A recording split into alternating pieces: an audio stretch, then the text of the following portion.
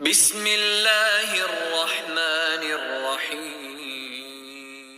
مہدی منتظر علیہ السلام،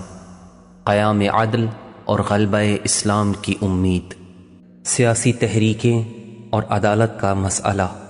سماج میں تبدیلی کے لیے جدوجہد کرنے والی بہت سی اسلامی اور غیر اسلامی تحریکوں کی مشکل یہ ہے کہ وہ صرف حکومتی میدان میں عدالت کے قیام کی بات کرتی ہیں،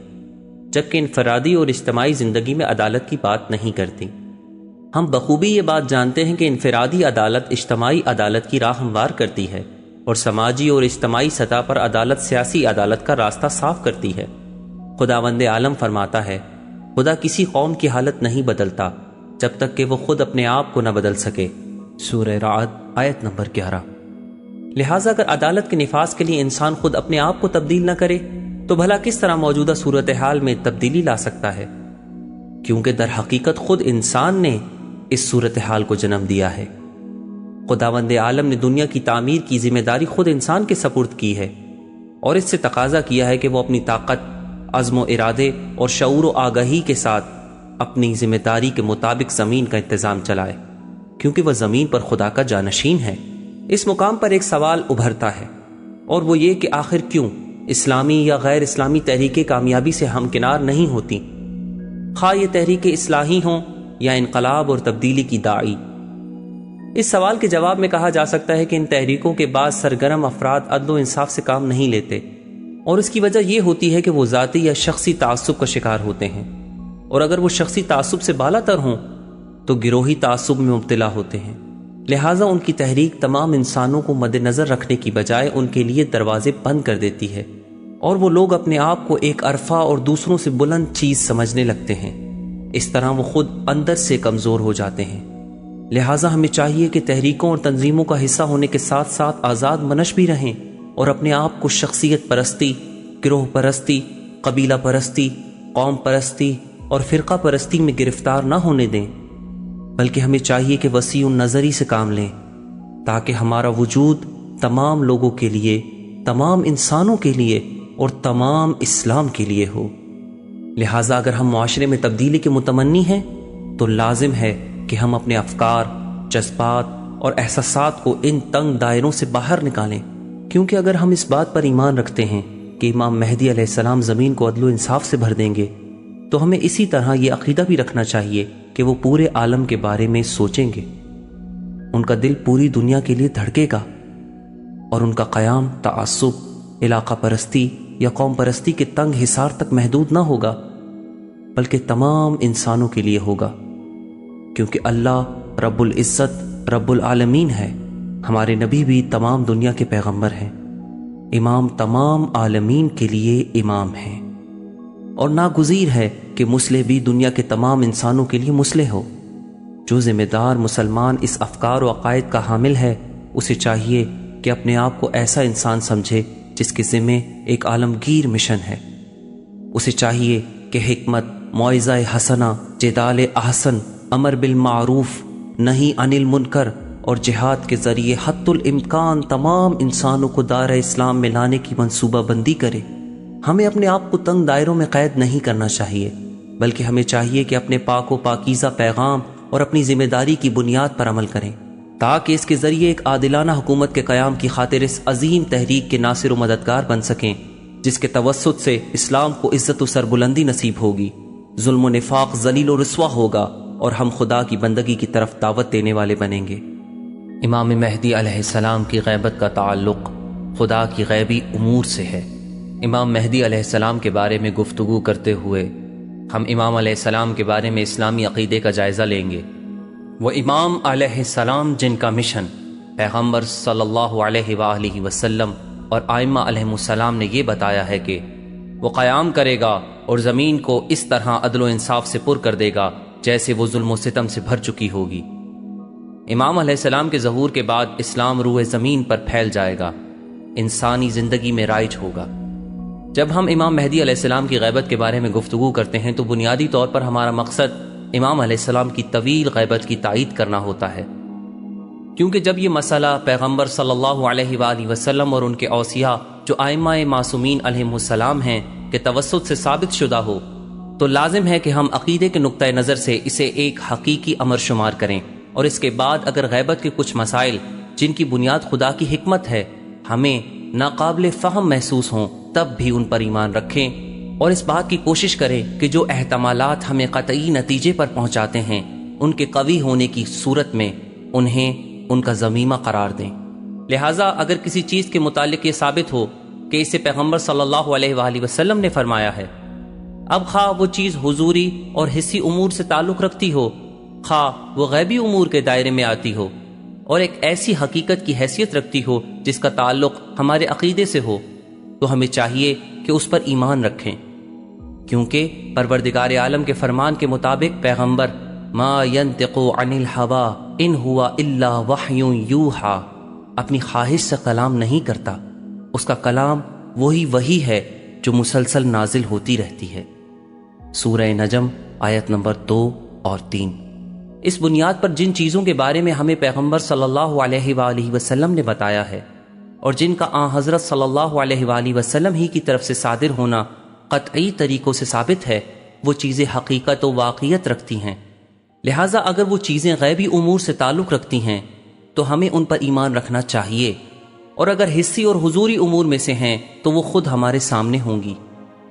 بہر صورت امام مہدی علیہ الصلاۃ والسلام کا مسئلہ عقیدہ امامیہ کی روح سے غیبی الہی امور میں سے ہے، کیونکہ یہ مسئلہ کہ ایک شخص ظاہر ہوگا اور پوری دنیا میں عدل و انصاف قائم کر دے گا ایک غیبی امر ہے، ایک عام سا مسئلہ نہیں، اس لیے کہ خداوند عالم ہر چیز پر قدرت رکھتا ہے اور جس چیز پر چاہے اپنی رحمت کو سایہ فگن کر سکتا ہے۔ اس بنیاد پر امام مہدی علیہ السلام کی غیبت کے بارے میں کی جانے والی تمام تفاسیر اس حقیقت جاننے سے عاجز ہیں، کیونکہ یہ وہ حقیقت ہے جسے خدا کے سوا کوئی نہیں جانتا۔ عقل اور مسئلہ غیبت۔ جس طرح دوسرے تمام انسان پیدا ہوتے ہیں، اسی طرح امام مہدی بھی دنیا میں تشریف لائے اور خداوند عالم کے علم اور ارادے سے پردہ غیبت میں چلے گئے۔ پیغمبر اسلام صلی اللہ علیہ وآلہ وسلم اور ان کے بعد آنے والے ائمہ علیہم السلام نے ہمیں بتایا ہے کہ امام مہدی علیہ السلام ظہور فرمائیں گے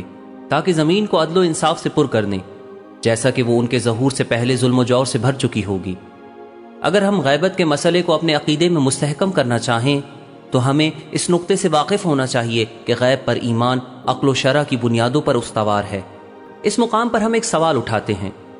اور وہ سوال یہ ہے کہ ہم جنت اور دوزخ پر ایمان رکھتے ہیں، آخرت پر بھی ہمارا ایمان ہے، جبکہ ہم میں سے کسی ایک نے بھی نہ جنت و دوزخ کو دیکھا ہے اور نہ آخرت کی حقیقت کا مشاہدہ کیا ہے۔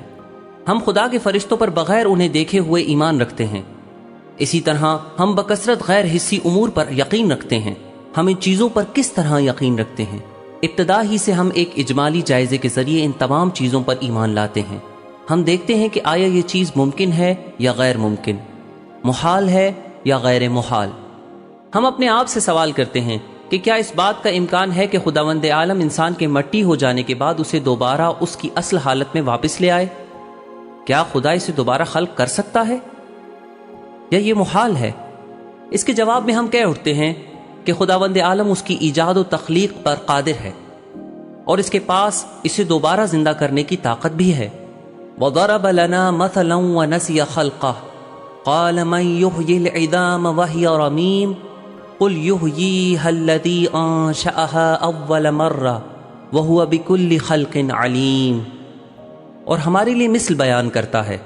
اور اپنی خلقت کو بھول گیا ہے، کہتا ہے کہ ان بوسیدہ ہڈیوں کو کون زندہ کر سکتا ہے؟ آپ کہہ دیجئے کہ جس نے پہلی مرتبہ پیدا کیا ہے وہی زندہ بھی کرے گا، اور وہ ہر مخلوق کا بہتر جاننے والا ہے۔ سورہ یاسین آیت نمبر 78-69۔ لہٰذا اگر موت سے زندگی کو نکالنا ممکن اور قابل قبول ہے تو پھر عدم میں تبدیل ہو جانے والی زندگی کو واپس لوٹانا بھی ممکن ہے، کیونکہ خداوند عالم ان دونوں باتوں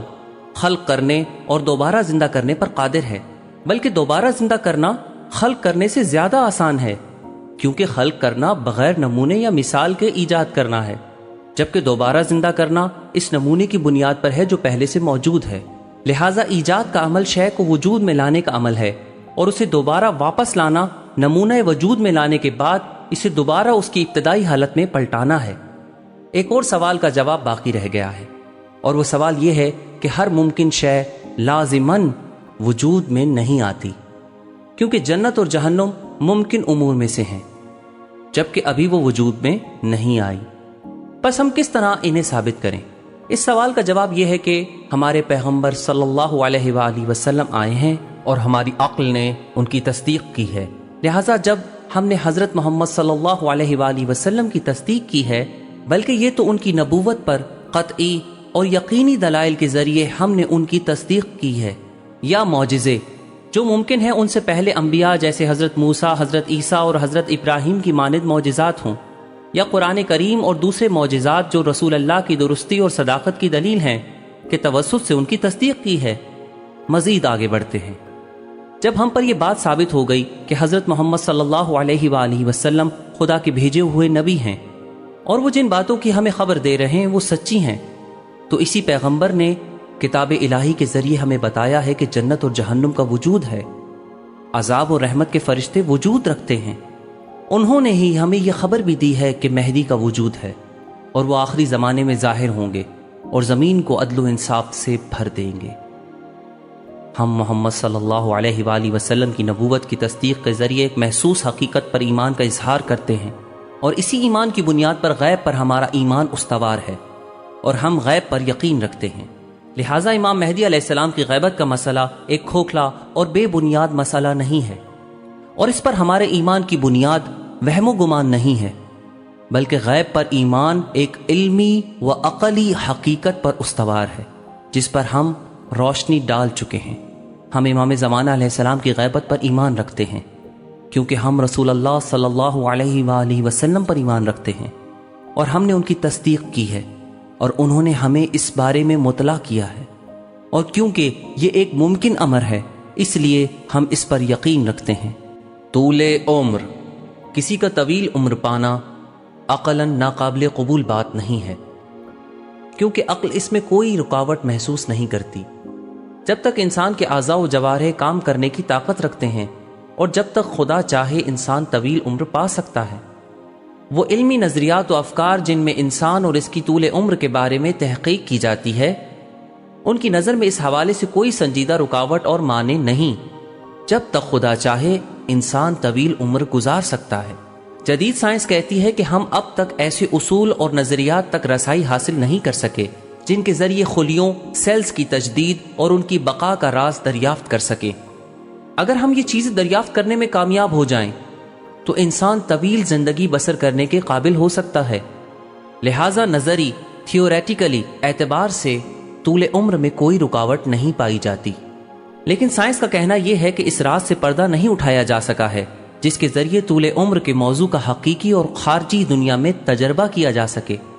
یوں عقل اور علم اس حوالے سے کوئی رکاوٹ محسوس نہیں کرتے، اور قرآن کریم نے بھی خدا کے ایک نبی حضرت نوح کی طولانی عمر کو ثابت کیا ہے۔ حضرت نوح علیہ السلام طوفان سے قبل اپنی قوم کے درمیان 950 سال رہے تھے۔ طوفان کے بعد آپ کتنی مدت تک حیات رہے اس بارے میں ہمیں کچھ معلوم نہیں، لہٰذا جو ہستی قدرت الہی کے ذریعے 950 سال زندگی بسر کر سکے وہ 1000 سال اور زندگی گزار سکتی ہے۔ اس بنیاد پر وہ امور جو اس زمانے میں ممکن ہو چکے ہیں ان کے کسی دوسرے زمانے میں واقع ہونے کا امکان بھی پایا جاتا ہے۔ قرآن کریم تاکید کرتا ہے کہ طول عمر کوئی محال بات نہیں ہے، حتیٰ اس کا شمار ویسے بعید مسائل میں بھی نہیں کیا جا سکتا جیسا حضرت نوح کے معاملے میں تھا۔ آج کل کے دور میں ہم سنا کرتے ہیں کہ فلاں انسان نے 200 سال 300 سال عمر پائی ہے، لہٰذا جب اس قدر عمر ممکن ہے تو اس سے زیادہ بھی ایک ممکنہ بات ہے۔ البتہ خدا کی قدرت ان سب چیزوں سے بالا تر ہے، لہٰذا امام زمانہ علیہ السلام کی طویل عمر کا مسئلہ ان اسلامی حقائق کے زمرے میں آتا ہے جن میں خارجی پہلو حضوری اور حقیقی پہلو سے ملا ہوا ہے۔